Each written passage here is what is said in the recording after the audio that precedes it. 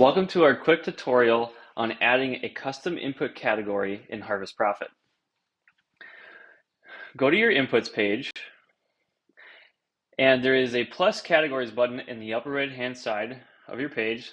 If I click that button, I can add as many custom input categories as I want. Now you can see I have a very large list, and I need to add another one.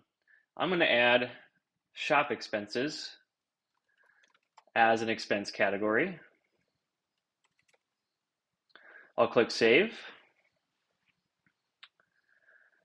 Now if I go down to my list of overhead categories, I'll scroll through and you can see every single one of my custom categories, and you'll see that I have my new shop expenses category. Now if I add an expense, let's just call it supplies.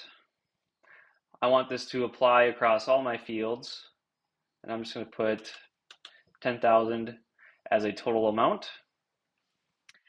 This new custom input category is going to show up on my P&L page as its own line item.